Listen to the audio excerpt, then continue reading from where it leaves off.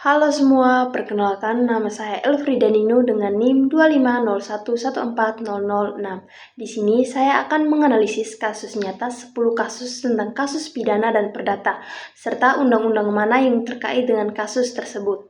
Yang pertama, kasus pidana. Kasus pidana yang pertama yaitu kasus pembunuhan berencana Ferdy Sambo tahun 2022. Kasus ini merupakan salah satu perkara pidana terbesar dalam sejarah Indonesia, di mana Ferdy Sambo, mantan Kadif Propam Polri, terbukti merencanakan pembunuhan terhadap ajudannya Brigadir Joshua dengan memilih lokasi rumah dinas sebagai tempat eksekusi, memberikan instruksi kepada ajudan lain untuk melakukan penembakan, menciptakan skenario palsu berupa tembak-menembak, serta merusak CCTV dan mengatur narasi bohong sehingga perbuatannya memenuhi unsur pasal 340 KUHP tentang pembunuhan berencana, pasal 338 KUHP, pasal 55 KUHP tentang turut serta, dan pasal 221 KUHP tentang menghalangi penyidikan. Yang kedua, kasus Jessica Wongso pembunuhan Mirna 2016. Kasus kematian Mirna setelah minum kopi beracun sianida menjadi sorotan besar, di mana Jessica dianggap merencanakan pembunuhan karena datang lebih awal ke kafe. Terekam CCTV melakukan tindakan mencurigakan, dan meskipun tidak ada saksi langsung, bukti ilmiah dianggap cukup kuat oleh hukum untuk membuktikan unsur pasal 340 KUHP mengenai pembunuhan berencana atau pasal 338 KUHP tentang pembunuhan.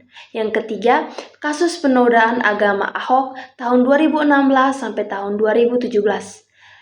Pidato Ahok yang menyebut frasa dibohongi pakai Al-Maidah 51 memicu reaksi publik setelah videonya diedit dan menjadi viral, sehingga pengadilan menilai ucapan tersebut memenuhi unsur penodaan agama karena dianggap menyinggung keyakinan tertentu, dipidana pasal 156A KUHP dan pasal 156 KUHP tentang penyebaran kebencian.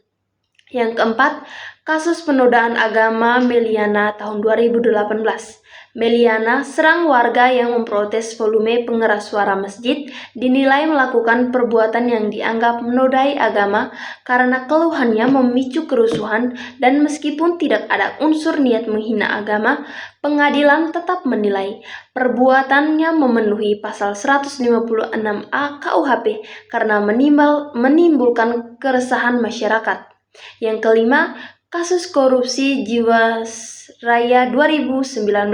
Kasus korupsi Jiwasraya menyebabkan kerugian negara sekitar 16,7 triliun akibat penyalahgunaan kewenangan, manipulasi investasi, dan rekayasa transaksi saham untuk keuntungan pribadi, sehingga unsur pasal 2 dan pasal 3 UU Tipikor terpenuhi, ditambah penggunaan UU TPPU 2010 karena adanya pencucian uang.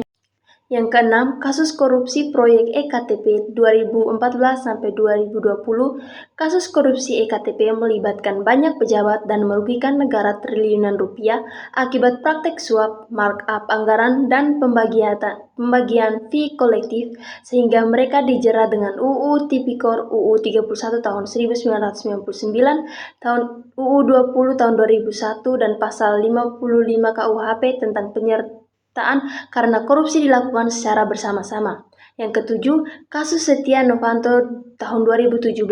Setia Novanto terbukti menerima gratifikasi terkait proyek EKTP dan menggunakan kedudukannya sebagai Ketua DPR untuk memperoleh keuntungan, sehingga ia dipidana berdasarkan pasal 2 dan pasal 3 UU Tipikor dan pasal 12B UU Tipikor tentang gratifikasi karena menerima pemberian yang berkaitan dengan jabatan. Yang kedelapan, kasus pembunuhan Munir 2004.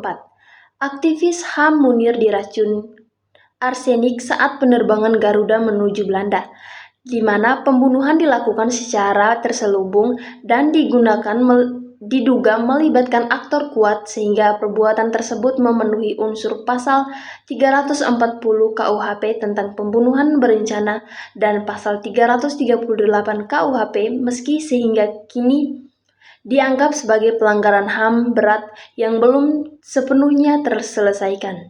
Yang kesembilan, kasus First Travel penipuan Umrah 2017. Ribuan calon jemaah umroh menjadi korban karena dana mereka disalahgunakan untuk kepentingan pribadi pemilik First Travel sehingga tidak pernah diberangkatkan, yang menunjukkan niat jahat sejak awal dan memenuhi unsur pasal 378 KUHP tentang penipuan, pasal 372 KUHP tentang penggelapan, serta UU TPPU karena dana hasil kejahatan dicuci melalui berbagai transaksi. Yang ke-10, kasus pembunuhan ibu dan anak Subang tahun 2021. Kasus pembunuhan ibu dan anak di Subang mencuat karena dilakukan dengan kekerasan berat dan diduga melibatkan unsur keluarga serta motif ekonomi sehingga memenuhi unsur pasal 340 KUHP tentang pembunuhan berencana dan pasal 351 ayat 3 KUHP tentang penganiayaan yang menyebabkan kematian. B. Kasus perdata. Yang pertama, lumpur lapindo ganti rugi tahun 2006 sampai sekarang. Semburan lumpur lapindo merusak rumah dan mata pencarian warga Sudiharjo sehingga korban menggugat perusahaan atas dasar perbuatan melawan hukum karena tindakan atau kelalaian yang menyebabkan kerugian besar memenuhi unsur pasal 1365 KUHP Perdata dan juga dikaitkan dengan UU 32 tahun 2009 tentang perlindungan dan pengelolaan lingkungan hidup. Yang kedua, Meikarta Konsumen versus Developer tahun 2018. Banyak pembeli apartemen Meikarta menggugat karena proyek tidak selesai tepat waktu sehingga developer dianggap melakukan wan prestasi karena tidak memenuhi janji pembangunan yang tertuang dalam perjanjian, dan kasus ini berdasarkan pada pasal 1258 dan pasal 1243 KUHP Perdata serta UU Perlindungan Konsumen. Yang ketiga, sengketa Freeport Kontrak-Karya tahun 2017. Sengketa antara pemerintah Indonesia dan Freeport muncul akibat perbedaan interpretasi terkait divestasi saham 51%, sehingga persoalan berakar pada kesepakatan kontrak yang tunduk pada pasal 1320 KUHP Perdata dan pasal 1338 tentang kekuatan mengikat kontrak serta UU Minerba tahun 2020. Yang keempat, kasus Bank Sentri nasabah kehilangan dana tahun 2008. Nasabah Bank Senturi kehilangan dana akibat gangguan manajemen dan potensi penyalahgunaan sehingga mereka menggugat bank atas dasar wan prestasi dan perbuatan melawan hukum karena bank tidak menjalankan kewajiban menjaga dana nasabah sesuai pasal 1238 dan pasal 1365 KUHP Perdata. Yang kelima, asuransi Bumi Putra keterlambatan klaim.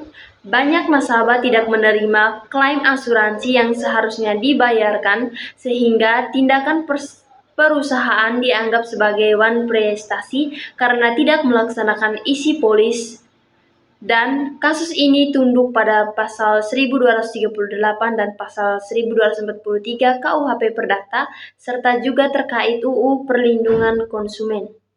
Yang keenam, sengketa warisan, yaitu kasus Safari putusan MA tahun 2017.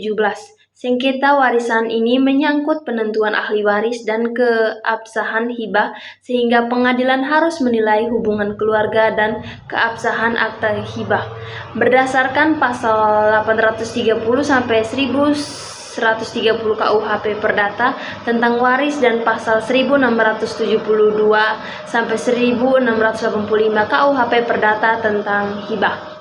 Yang ketujuh, Grab versus Kemenhub. Izin operasional tahun 2016. Grab menggugat kebijakan pemerintah yang dianggap merugikan operasional transportasi online, sehingga sengketa ini berkaitan dengan perjanjian usaha, izin operasional, dan aspek administrasi negara, serta dasar hukumnya adalah pasal 1338 KUHP Perdata dan UU Administrasi Pemerintahan. Yang kedelapan, konsumen perumahan spesifikasi tidak sesuai. Banyak pembeli rumah menuntut developer karena bangunan tidak sesuai dengan brosur atau spesifikasi perjanjian, sehingga developer dianggap ban prestasi dan wajib memberikan kompensasi berdasarkan pasal 1238 KUHP Perdata dan UU Perlindungan Konsumen. Yang kesembilan, kredit macet, bank versus debitur. Debitur yang tidak membayar cicilan sesuai perjanjian dapat digugat bank karena wan prestasi, sehingga bank berhak menagih, menyita jaminan fidusia atau hipotek, dan menggunakan dasar hukum pasal 1239 dan pasal 1243 KUHP Perdata. Yang ke-10, sengketa tanah, yaitu Hartono versus keluarga Soeharto. Sengketa ini melibatkan klaim atas keabsahan sertifikasi tanah dan proses peralihan hak, sehingga pengadilan harus menguji keaslian sertifikat. Berdasarkan pasal hukuman yang dijatuhkan, yaitu pasal 1320 dan pasal 1338 KUHP Perdata yang mengatur sahnya perjanjian, serta UU PA 1960 tentang pertahanan. Itu saja dari saya, sekian dan terima kasih.